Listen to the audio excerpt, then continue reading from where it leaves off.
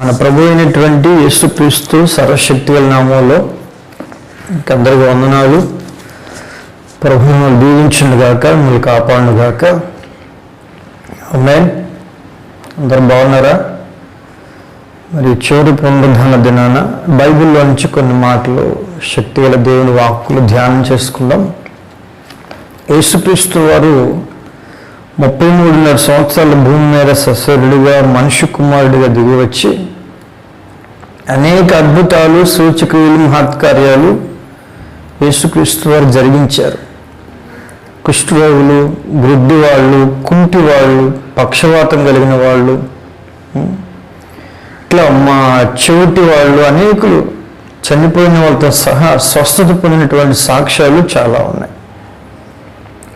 గుడ్డివాడి గురించి నేను బైబిల్లో ధ్యానం చేస్తుంటే కొన్ని ప్రాముఖ్యమైన విషయాలు దేవుడు బయలుపరిచాడు. బైబిల్లో గుడ్డివాళ్ళు అనేక మంది స్వస్థత పొందినటువంటి సాక్ష్యాలు చాలా ఉన్నాయి. తోపక్కన గుడ్డివాడు స్వస్థ పొందిన సాక్ష్యం ఉంది. అనేక మంది యేసుప్రభుని వెంబడించినటువంటి వారిలో గుడ్డివాళ్ళు స్వస్థ పొందిన సాక్ష్యాలు ఉన్నాయి. కానీ యోహాను సువార్త 9వ అధ్యాయంలో సీలోయము కోనేటిలో కడుక్కొని స్వస్థత పొందినటువంటి గుడ్డివాడి గురించి మనం ఈ దినాన్ని నేర్చుకోబోతున్నాం. గతంలో చాలాసార్లు ఆ గుడ్డివాడి గురించి ప్రసంగాలు, దేవుని వాక్యాలు విన్నాం. సీలోయము కోనేరు దేవుని సంఘం, పిలువబడిన వారు, దేవుని చేత ఏర్పరచబడినటువంటి వారని అర్థం. ఇట్లా వాళ్ళ దగ్గరికి వెళ్తే స్వస్థత కలుగుతుంది, వాళ్ళ దగ్గరికి వెళ్తే బాగుపడతాం, అనేక వాక్యాలు గుడ్డివాడి గురించి మనం విన్నాం.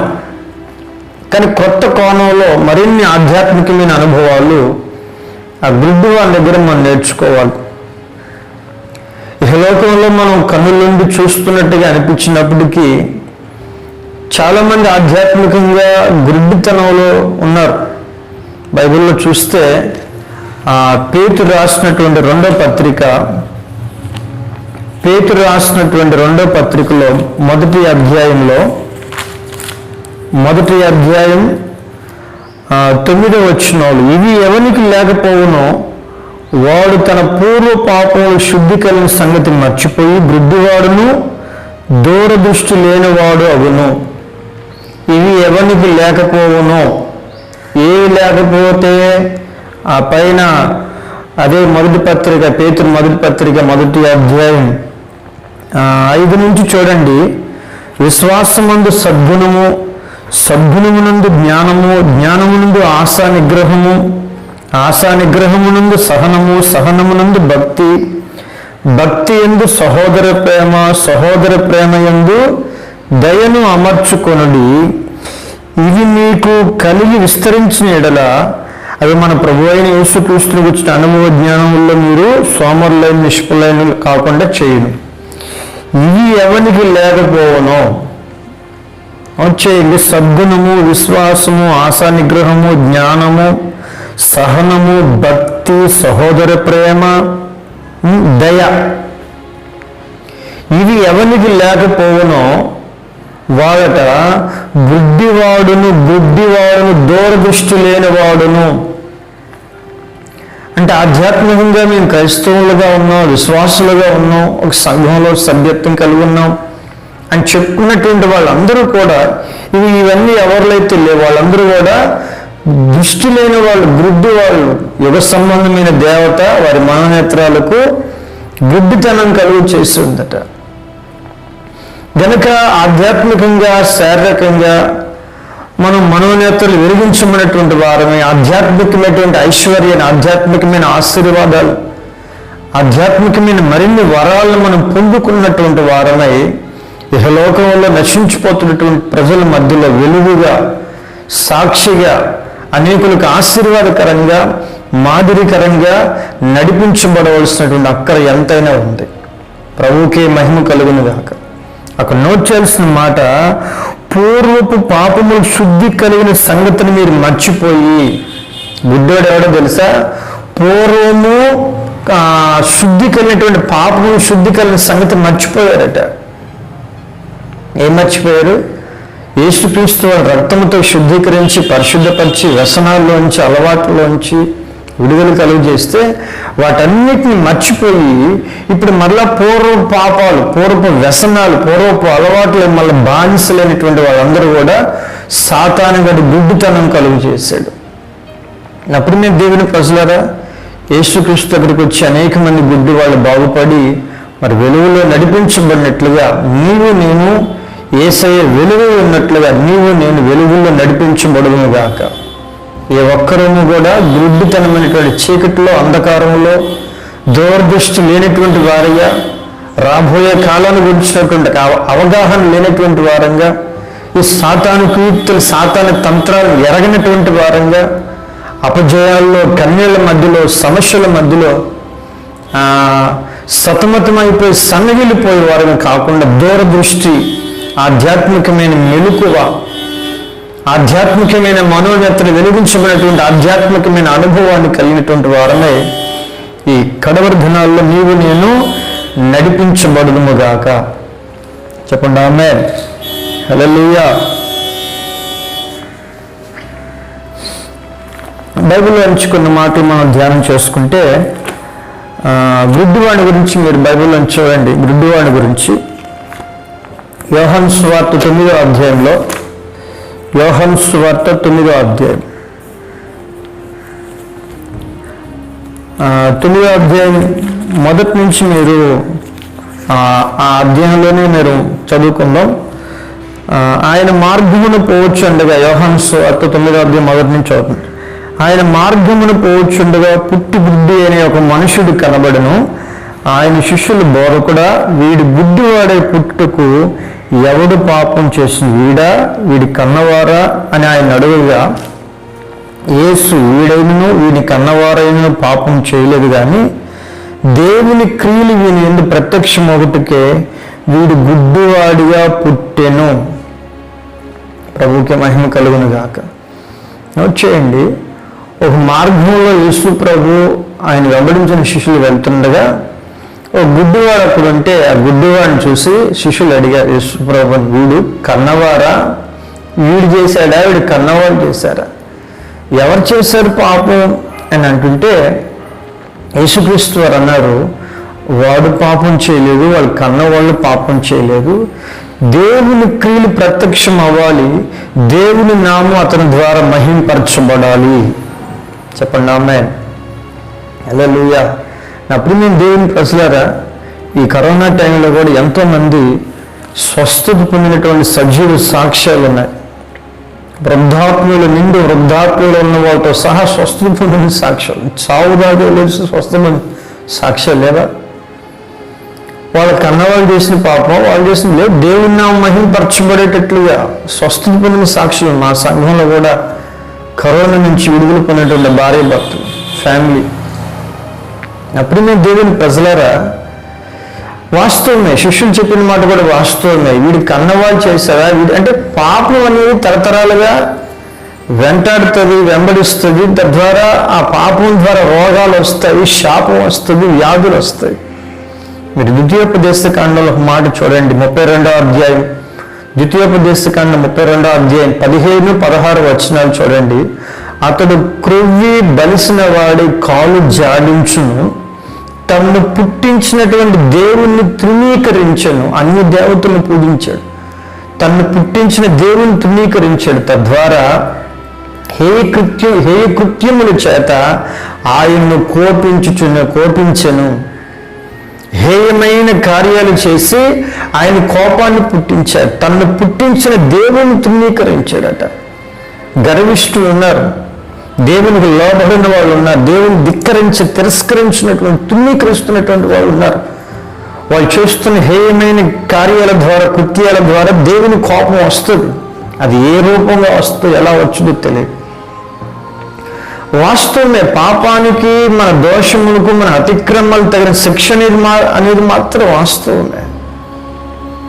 ఇంకొక మాట బైబిల్ చూస్తే ఇర్మియా గ్రంథం 30వ అధ్యాయం 15వ వచనంలో కూడా నీ పాపములు విస్తరించాయి, నీ దోషములను బట్టి, ఇవి నీ కలిగినటువంటి గాయాలు, నీ దోషాలను బట్టి నీ పాపములు విస్తరించడం వలనని దేవుడు చెప్తాడు సాక్షాత్తు.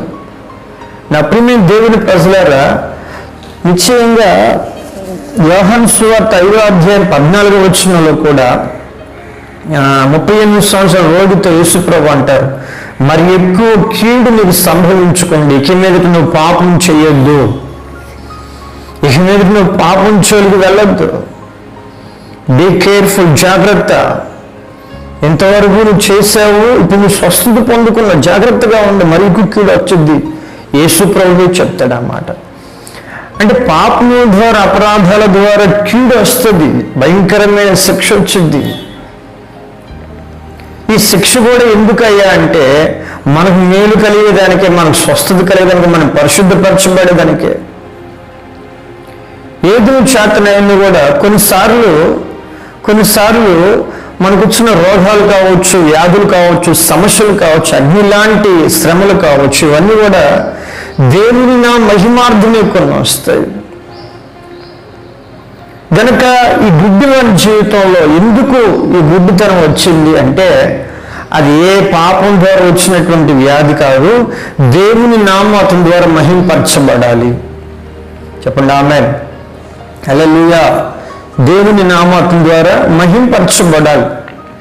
దైవజనులు లేసనే చెప్తుంటే విన్నాను, ఒక విలేజ్లో ఒక పెద్ద ఫ్యామిలీ, మంచి పెద్ద కులస్తుడు, మంచి పెద్ద ఫ్యామిలీ. ఆ ఇంట్లో చాలామంది పనివాళ్ళు పనిచేసేవాళ్ళు. వాళ్ళకి పుట్టినటువంటి పిల్లలకి కాళ్ళల్లో గిట్టలు పుట్టాయండి, కాళ్ళలో గిట్టలు పుట్టాయండి. ఆవులకి, గేదెలకి, ఎడ్లకి ఉంటాయి కదా, ఈ గిట్లు పుట్టాయండి కాళ్ళు, ఆ పాదాల దగ్గర, పాదాలు పట్టలేదంట. ఎందుకు వాళ్ళకి ఆ శాపం వచ్చింది ఆ పిల్లలకి?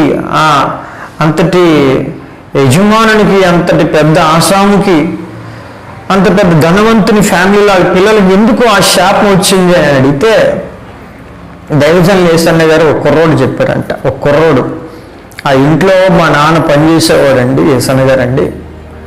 ఆ ఇంట్లో మా నాన్న పనిచేసినప్పుడు పలుసార్లు మా నాన్న వాళ్ళు హెచ్చరించేవాడు, వినేవాళ్ళు కాదు వాళ్ళు. ఏమని? వాళ్ళ పొలంలోనికి వేరే వాళ్ళ గేదెలు, ఆవులు, ఇంకా ఏమైనా వచ్చేస్తే వాటిని ఇంటికి తీసుకొచ్చి డైరెక్ట్గా ఇంటికి తీసుకొచ్చి ఆ గిట్ల మేగులు కొట్టేవారంట. ఆ ఎద్దులకి, ఆవులకి, దున్నపోతులకి, వాటన్నిటికీ, ఆ పశువులకి. లేదండి అట్లా చేయొద్దండి, ఆ మోగజీవాలని అట్లా హింసించొద్దండి, లేనిపోయిన శాపం తగులుతుందండి అని మా నాన్న పలుసార్లు హెచ్చరించిన అతను లోబడేవాడు కాదండి యేసన్న గారండి. స్వస్థత కలుగుతుంది నాయన, స్వస్థత కలుగుతుంది అని దైవజనులు యేసన్న గారు ఇంటికి వెళ్ళి చెప్తే, మేము ఇంకొక దేవుణ్ణి, ఇంకొక పటం తెచ్చి పెట్టుకోవాలా, ఇప్పటికే చాలా పటాలు మేము పూజలు చేసాము, ఇప్పటికే చాలా దేవుళ్ళని మేము మొక్కేసాం, అయిపోయింది, ఇంకొక పటం తెచ్చుకోమంటావా? మొక్కి మొక్కి మొక్కి మొక్కి మొక్కి ఈ చేతుల నొప్పులు పడుతున్నాయి, భుజాల నొప్పులు పడుతున్నాయి. ఇది మీ ముఖం బాబు, మాకు వేరే బొమ్మ వద్దునైనా, వేరే దేవుడు వద్దునైనా అంటున్నాడు. ఇంకొక పటం తెచ్చుకోవాలంటాను అంటున్నాడు. పటం తెచ్చుకునే అసలు బొమ్మలు తెచ్చుకునే అవసరం లేదు నాయన. నువ్వు సజీవుడే దేవుని నమ్ము, అంగీకరించి, విశ్వసించి, ప్రార్థించే నీ పిల్లలు స్వస్థత కలుగుతుంది అంటే అంగీకరించడం లేదు. తర్వాత నాకెందుకులే అని దైవజనులు యేసన్న గారు వెళ్ళిపోతుంటే ఈ కుర్రవాడు పిలిచి చెప్పాడు, ఇట్లా చేశాడయ్యా, ఇట్లా చేశారయ్యా వాళ్ళు. అందుకే వాళ్ళకి ఆ శాపం తగిలింది ఆ పిల్లలకి. అప్పుడు మేము దేవుని ప్రజలారా, వాస్తవమే ఇట్లాంటి కార్యాలు మనం చాలా ఫ్యామిలీలు అక్కడక్కడ మనం గమనిస్తూ ఉంటాం. తండ్రుల ద్వారా, తల్లిదండ్రుల ద్వారా, పితరుల ద్వారా శాపం వచ్చే ప్రమాదం ఉంది, భయంకరమైన శ్రమలు వచ్చే ప్రమాదం ఉంది, రోగాలు వచ్చే ప్రమాదం ఉంది. కానీ ఇక్కడ మనం చూస్తే గుడ్డివాని జీవితంలో వచ్చినటువంటి ఆ గుడ్డితనం ఎందుకు వచ్చిందయ్యా అంటే దేవుని నామం మహింపరచబడాలి. చెప్పండి హల్లెలూయా. నిశ్చయంగా యేసుక్రీస్తు వారు మన ఒక్కొక్కరి పాపముల, దోషములని, అతిక్రమాలని పరిశుద్ధపరిచి, శుద్ధీకరించి అనేకులకు సాక్షి ఆయన నామాన్ని మహిమార్థమే నా ప్రభు తన కార్యాలు ప్రారంభించునుగాక. చెప్పండి ఆమేన్. ఇంకొక మాట, అది 9వ అధ్యాయంలో మీరు గమనిస్తే, అది 9వ అధ్యాయము 8వ వచనంలో చూడండి. యోహాను సువార్త 9వ అధ్యాయము, కొంతమంది యూదులు వాడిని పట్టుకున్నారు, గుడ్డివాడిని పట్టుకున్నారు. వీడైన కొందరును వీడు కాడు, వీని పోలి ఉన్న ఒకడని మరికొందరు అనేది. వాడైతే నేనే అనిను. ఆ తర్వాత వారు నీ కన్నులు ఎలా మనుషుడు తెరవబడను అని అడగా, వాడు యేసు అని ఒక మనుషుడు బురద చేసి నా కన్నుల మీద పూసి, నువ్వు సిలోయమును కోనేటికి వెళ్ళి కడుక్కొనమని నాతో చెప్పెను. నేను వెళ్ళి కడుక్కొని చూపు పొందితున్నా నేను. చెప్పండి ఆమేన్.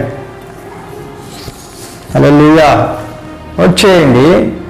వీడేనా, వీడు పోలిన వాడు ఇంకొకడా అని అతన్నే పరీక్షిస్తున్నారు ఆ ఊరిలో ఉన్నటువంటి యూదులందరూ వచ్చి, తన సొంత వాళ్ళందరూ వచ్చి పరీక్షిస్తూ ఉంటే, లేదు నేనే, మీరు అనుకుంటున్నటువంటి గుడ్డివాడు నేనే. యేసు అనేటువంటి మనుషుడు ఒక ఆయన వచ్చి పలానా సిలోయము కోనేటికి వెళ్ళి బురద రాసి బురద రాసి కడుక్కుని చూపు పొందిన వాడనయ్యాను. యేసు అని మనుషుడు ఒకడు. చెప్పండి హల్లెలూయా. చూడండి, గుడ్డివాడు యేసు అనేటువంటి మాట నోటితో ఒప్పుకుంటున్నాడు. యేసు అనే మనుషుడు వాస్తవమే కదా. యేసుక్రీస్తు వాని గురించి ప్రవచనాలు చెప్పలేదా? మనుషు కుమారుడు ఒక ఆయన వస్తాడు, అతని భుజాలపైన రాజ్యభారం ఉంటుంది, అతడు ఆశ్చర్యకరుడు, ఆలోచనకర్త, నిత్యుడగు దేవుడు. ప్రవక్తల ప్రవచనాలు లేవా? మనుషు కుమారుడు భూమి మీదకి వచ్చి 33.5 సంవత్సరాలు యేసయ్య జీవించాడు, మనలాగే జీవించాడు.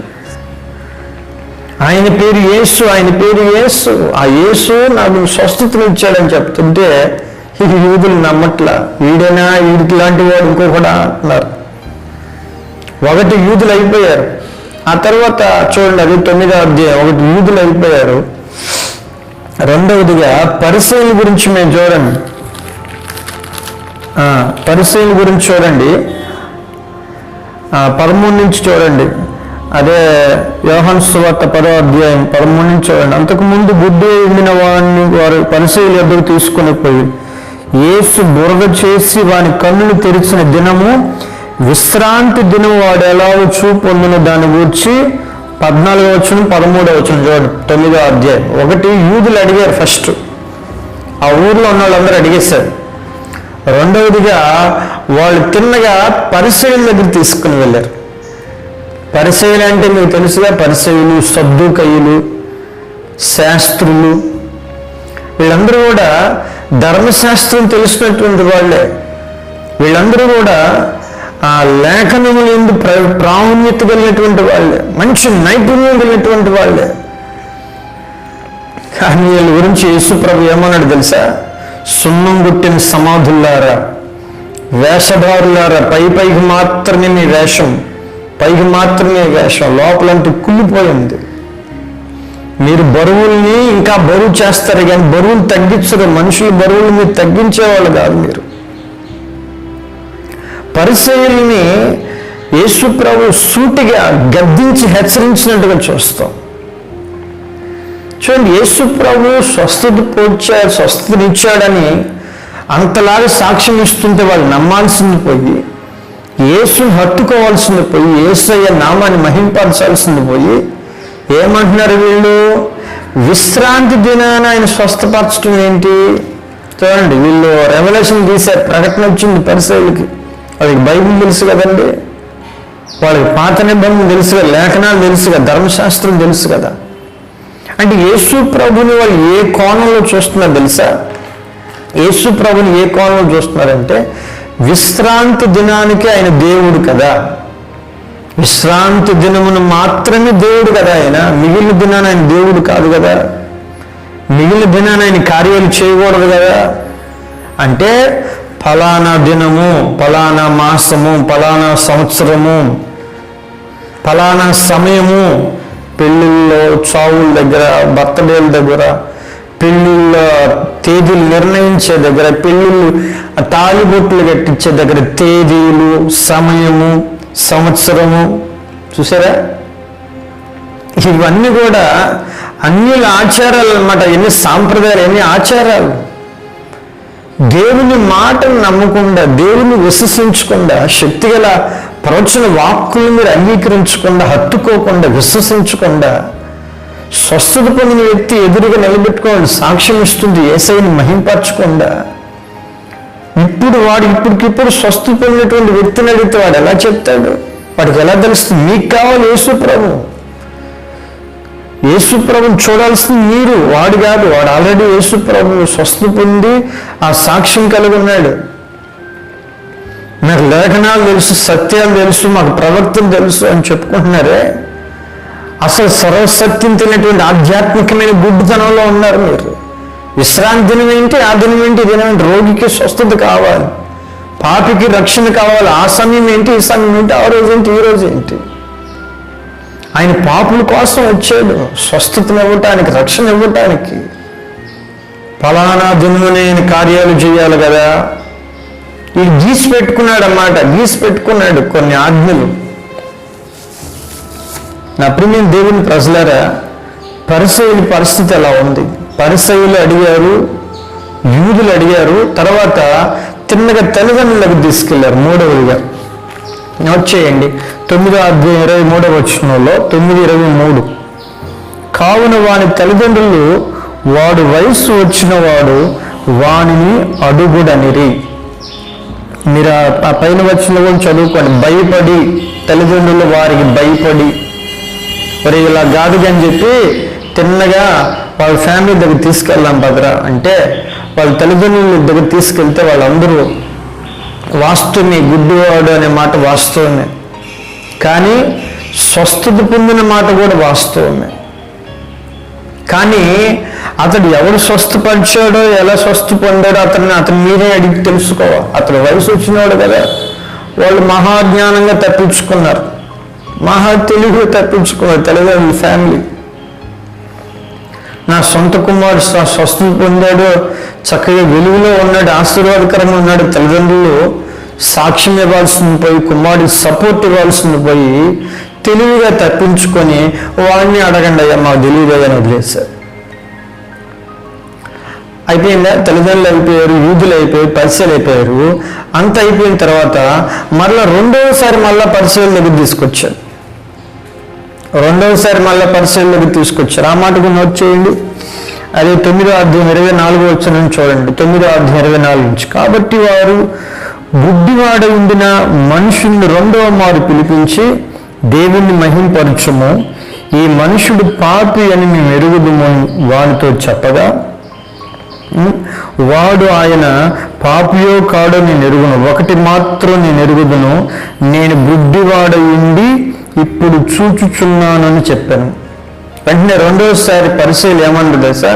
ఆడి పాపి కదరా, యేసు ప్రభుని పాపి అంటున్నారు. పాపి కదా, వాడెలా స్వస్థపరిచాడు మిమ్మల్ని అంటే, ఆయన పాపియో కాదో నేను ఎరుగును, ఆయన పాపో కాదో నాకు తెలియదు, కానీ వాస్తవంగా నేను గుడ్డివాడిని, కానీ ఇప్పుడు నేను చూపు పొందుతున్నాను. ఎంత తెలివిగా సమాధానం ఇస్తాను చూసారా? ఎంత జ్ఞానంగా చెప్తున్నాడు తెలుసా? వాళ్ళకి మూర్ఖులు, వితండవాదులు. పలుసార్లు యేసు ప్రభు సేవ చేస్తున్నది, పలుసార్లు వాదనలకు దిగేవాళ్ళు, వాదనకు ముఖ్యంగా వాదన పెట్టుకునేవాళ్ళు. అట్లాంటి వాళ్ళకి స్వస్థత పొందినటువంటి గుడ్డివాడు ఎంత తెలివిగా సమాధానం చెప్తున్నాడు. ఇంకా కింద ఏమంటాడు తెలుసా? కింద వచ్చినది మీరు చదివితే, మీరు ఇవన్నీ ఎందుకు ఎన్నిసార్లు నన్ను అడుగుతున్నా, ఎన్నిసార్లు బలవంతం చేస్తున్నారు? కళ్ళు తెరవబడ్డాయి కదా, నేను కళ్ళు చూస్తున్నాను కదా. ఒకవేళ మీరు కూడా యేసు ప్రభువుకి శిష్యులు అవ్వాలనుకుంటున్నారా అని అడిగారు. చెప్పండి హల్లెలూయా. ఇన్నిసార్లు మళ్ళీ ఎందుకు నన్ను బలవంతం చేస్తూ యేసు ప్రభువుకి శిష్యులు అవ్వాలని ఏమైనా మీరు కూడా సిద్ధపడుతున్నారా అని అడిగితే, మేము పలానా ప్రవక్తలకు సంబంధించిన వాడు. యేసు ప్రభువుని గురించి అంత సాక్ష్యం ఇస్తున్నాడండి. నా ప్రియమైన దేవుని ప్రజలారా, రెండవసారి కూడా శిష్యులు ఎంతలాగా వాళ్ళని హెచ్చరిస్తామంటే, ఇంతలాగా వాళ్ళని విచారిస్తుంటే తెలివిగా వాళ్ళకి సమాధానం చెప్పినట్లుగా 9:26 అందుకు వారు, ఆయన నీకేం చేశాను? ఫస్ట్ నుంచి అడుగుతుంటే మళ్ళీ రెండోసారి ఆయన నీకేం చేశాను? ఏం చేయాలి? స్వస్థత పొందాడు కదా. ఎన్నిసార్లు అడిగితే ఆయన నీకేం చేశాడు? కళ్ళు చూపు పొందినటువంటి వ్యక్తి ఎదురుగా ఉంటే ఆయన నీకేం చేసిన మళ్ళీ 2 సార్లు అడుగు. ఎన్నిసార్లు అడిగినా అదే సమాధానం చెప్తాడు అతను. చెప్పండి హల్లెలూయా.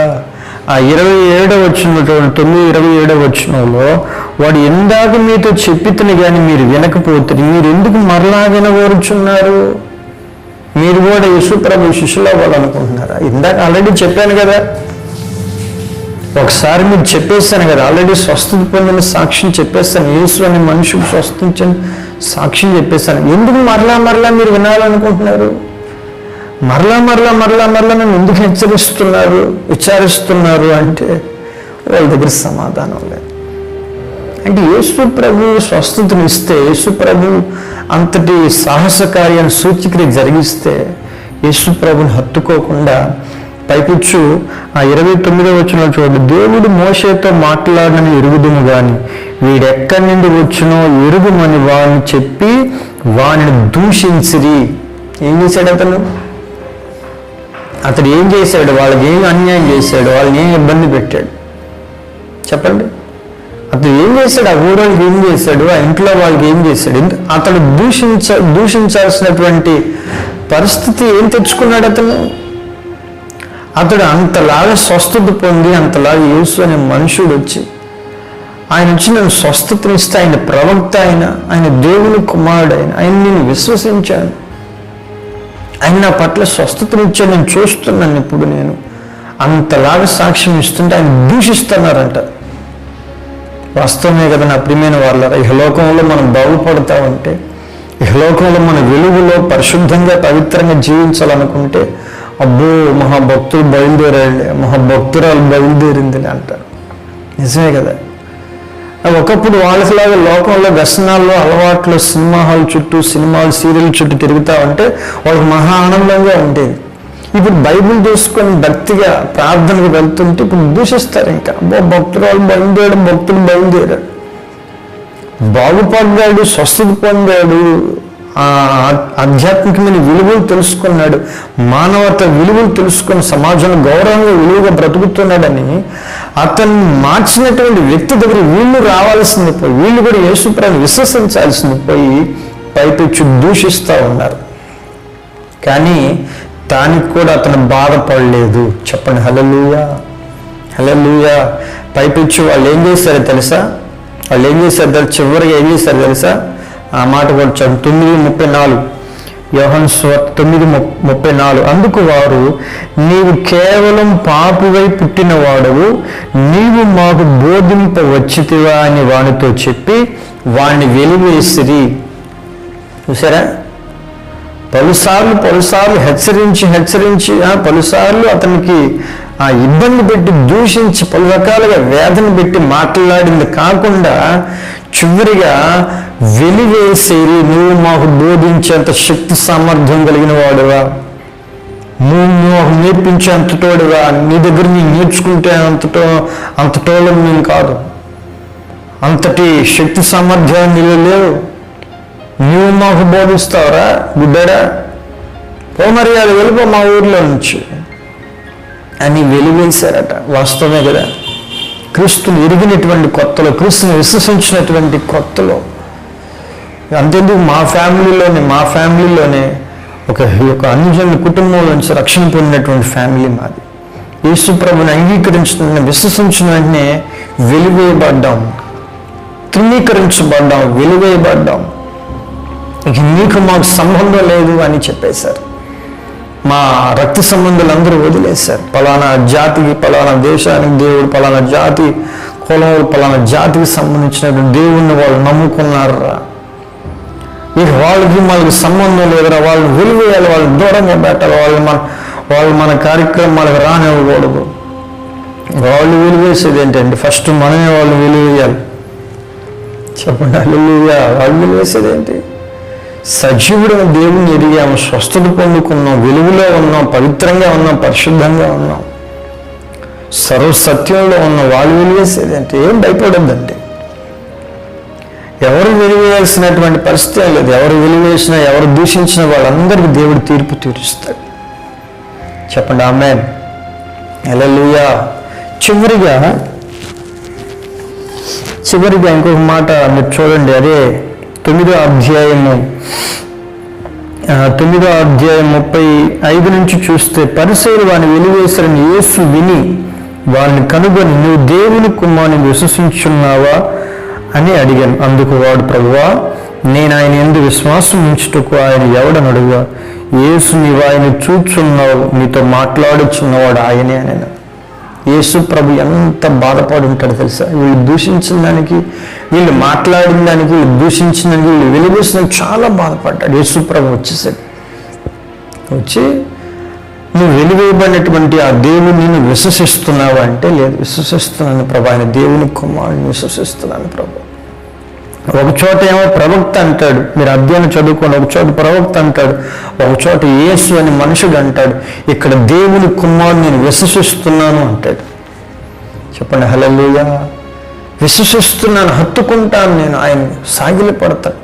నువ్వు నీతో మాట్లాడుతున్నటువంటి ఆయనే అని చెప్పిన వెంటనే ఏం చేశాడు తెలుసా? 38వ వచనం, అంతటి వాడు 9:38, అంతటి వాడు, ప్రభువా, నేను విశ్వసించున్నానని చెప్పి ఆయనకు మొక్కెను. అంతటా ఆయనకు మొక్కెను, సాగిలపడ్డాడు, నమస్కరించాడు. ఇట్లా మొక్కాడు, ఇట్లా మొక్కుతా ఉన్నాడు, సాగిలపడుతున్నాడు, నమస్కరిస్తున్నాడు, సాగిలపడి నమస్కరిస్తున్నాడు. సాగిలపడి నమస్కారము చేసదా, సాగిలపడి నమస్కారము చేసదా, నా మనసారం, నా మనసు నిండా నువ్వు నిండి ఉన్నావు నాయన. అందుకని సాగిలపడి నీకు నేను నమస్కారం చేస్తున్నాను. ప్రైజ్ అండ్ వర్షిప్, ఆరాధన చేస్తున్నాడు. సాగిలిపడటం అంటే ఏంటి? ప్రార్థన చేయటం అంటే వేరు. సాగిలిపడటం అంటే ఆరాధించటం, ఆత్మలో లీనమైపోవటం, అంతగా మొరక్కటం. రండి, సాగిలిపడి నమస్కరించడం, రండి సర్వజనులారా సాగిలిపడి నమస్కరించడం రండి, సృష్టికర్త దేవునికి సాగిలిపడి నమస్కరించడం రండి అని అంటారు కదా కీర్తన గ్రంథంలో. ఎంతమంది సాగిలిపడి నమస్కారం చేస్తున్నారు, ఎంతమంది ఆయనకు మొక్కుతున్నారు, ఎంతమంది ఆయన ఆరాధన చేస్తున్నారు, ఎంతమంది ఆయన గురించి పలు చోట్ల సాక్ష్యం ఇస్తున్నారు, ఎంతమంది సాక్ష్యం ఇస్తున్నారు యేసుని గురించి. ఈ గుడ్డివాడి గురించి మీరు విన్నారు కదా ఇప్పటి వరకు. యూదులు, పరిసయ్యులు, తల్లిదండ్రులు అందరూ విచారించి పలు రకాలుగా వేధించి, దూషించి, వెలివేసి బాధ పెడితే యేసు ప్రభు అతని దగ్గరికి తీసుకొని యేసు ప్రభుతో కలిసి ఉండేట్లుగా, యేసు ప్రభువుని వెంబడించేట్లుగా, యేసుకు సాక్షిగా ఉండేట్లుగా, అందరూ వెలివేసిన, అందరూ త్రోసేసిన యేసు అతన్ని హత్తుకున్నాడు. యేసును అతన్ని విశ్వసించాడు. యేసుతో తన జీవితాన్ని కొనసాగించాడు. యేసయ్య నామానికే మహిమ కలుగునుగాక. చెప్పండి హల్లెలూయా. నా ప్రియమైన దేవుని ప్రజలారా, ఇప్పటి కాలం శ్రమలు, ఇప్పటి కాలం వ్యాధులు, రోగాలు, ఇవన్నీ ఒకవేళ నువ్వు నీతిగా, యథార్థంగా, పరిశుద్ధంగా, పవిత్రంగా వస్తున్నాయి అంటే నిశ్చయంగా దేవుని నామం మహింపరచబడేదానికని గ్రహించండి, గుర్తించండి. ఒకవేళ నీలో ఉన్న పాపముల ద్వారా, అపరాధాల ద్వారా కలిగినటువంటి శిక్షేమో అనేది కూడా గ్రహించండి. ప్రతి పాపములు ఒప్పుకొని, ప్రతి దోషములు ఒప్పుకొని, శుద్ధీకరించబడి, పరిశుద్ధపరచబడి, పశ్చాత్తాపము కన్నులతో ప్రభువుని వేడుకొనండి. నిశ్చయంగా దేవుడు క్షమించునుగాక. నిశ్చయంగా దేవుడు మిమ్మల్ని శుద్ధీకరించి పరిశుద్ధపరచునుగాక. చెప్పండి హల్లెలూయా. ఈ మాటలు వినికిడిలో పరిశుద్ధాత్ముడు ఫలభరితంగా మార్చునుగాక. అందరు కన్నుల మేడి కోసం ప్రార్థన చేయబోతుంది. పరిశుద్ధుడా యేసయ్య, నమ్మదగిన తండ్రి, స్తోత్రం స్తోత్రం స్తోత్రం. నేను చూసే కన్నులు నాకు దయచేయి ప్రభువా. నీతో నడిచే జీవితం నాకు కావాలని ఆయన స్తోత్రం. నిన్ను వెంబడించే అనుభవం నాకు కావాలయ్యా స్తోత్రం. లోకమును త్రోసేసిన, లోకమును వెలివేసిన, లోకమును వేధించిన, దూషించినప్పటికీ యేసయ్యా నువ్వు నా దేవుడు నాయన స్తోత్ర. నిన్ను విశ్వసిస్తున్నాను ప్రభు, నిన్ను అంగీకరిస్తున్నాను తండ్రి. నీ నామములు నా అతిక్రమణ అపరాధములన్నింటినీ క్షమించి పరిశుద్ధపరిచిన ఆయన నిత్య జీవానికి నన్ను సిద్ధపరచమని ప్రార్థిస్తున్నానయ్యా స్తోత్ర.